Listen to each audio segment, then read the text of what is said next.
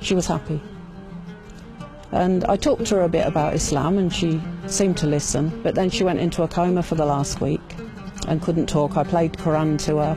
I kept telling her, you know, if she wanted to do Shahada, this is how you would do it. She couldn't speak. So I don't know if in her heart she did it or not, I don't know. Inshallah she did.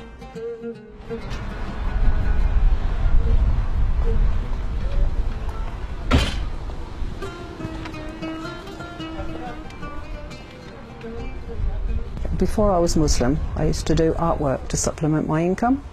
And then I went to a lecture and they said to paint or make anything that should have had a soul, like a horse or a person or any animal, is haram.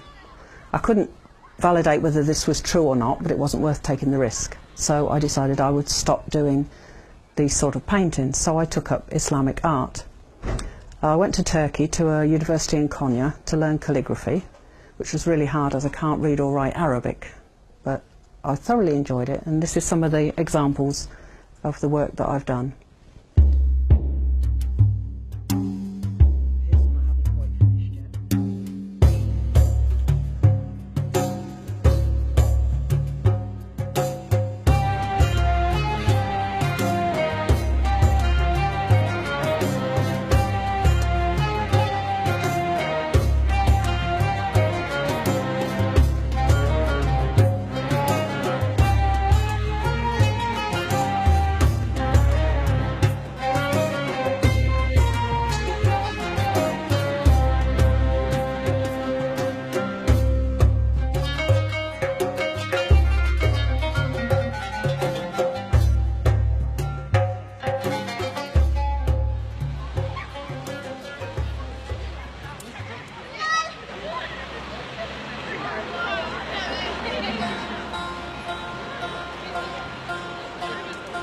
When I first became Muslim, I didn't know much about fasting and didn't really notice anybody doing it.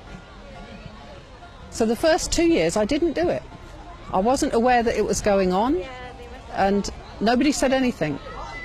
The third year when I was Muslim, I got married to a Muslim guy and he didn't fast.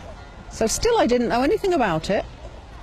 It wasn't until I put the hijab and I met the sisters in Northampton and they said to me, soon as Ramadan. I said, oh, I've read about this. What about it? They said, but you have to fast and you have to go mosque at night. I was like, wow, 7 years I'm Muslim, nobody's told me. They don't want to admit there's anything hard because then they have to do it in front of you, so nobody told me. So this year was very, very hard. I spent most of Ramadan with this family. I moved in with them. And it was wonderful.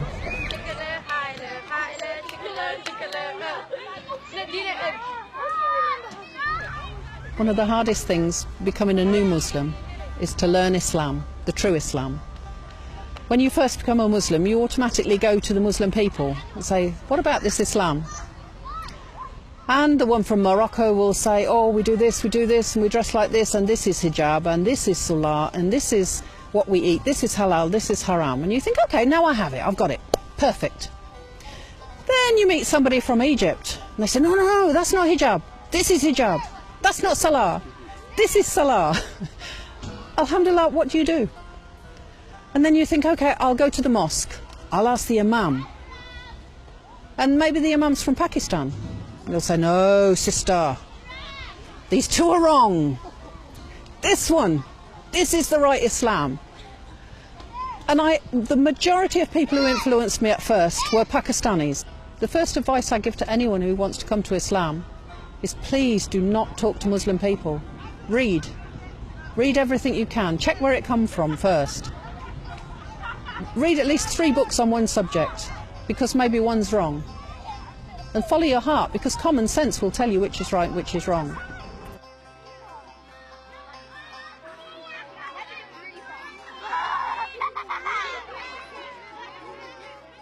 The thing that brought me to Islam is the feminism, the freedom for women. We wear hijab because we're beautiful, and our beauty is only for our husband, not for anyone in the street. When I didn't really want to wear hijab. I came to it very slowly. It's very difficult. It's hard to get used to wearing something if you've never worn it before.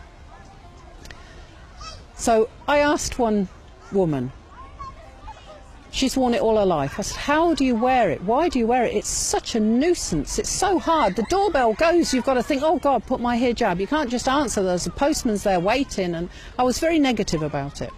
And she said, okay. And she brought a plate of sweets. She said, would you like a sweet? So I picked the one with a nice wrapper. And she said, you've just proved that hijab is right. No man's going to pick or like the sweet that's open. Maybe it's dusty, maybe the flies have been on it. The one with the wrapper. Everyone will go for the one with the wrapper because you know it's clean and it's the same thing.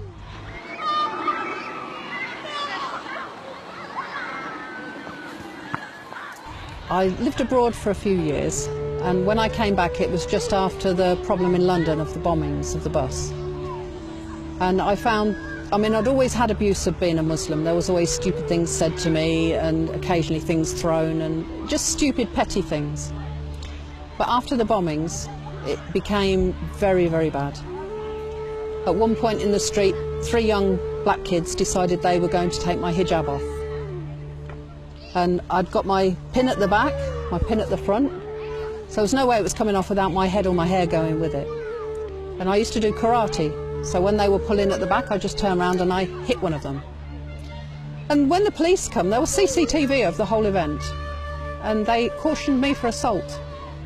I lived in a small town outside of London, about 80 miles north. Very, very small Muslim community, and most of them hid away. The women didn't wear hijab because the problem had got so bad. At one point somebody set fire to my car outside my house. I had Paki painted on the wall of my house, and I got abuse on a daily basis.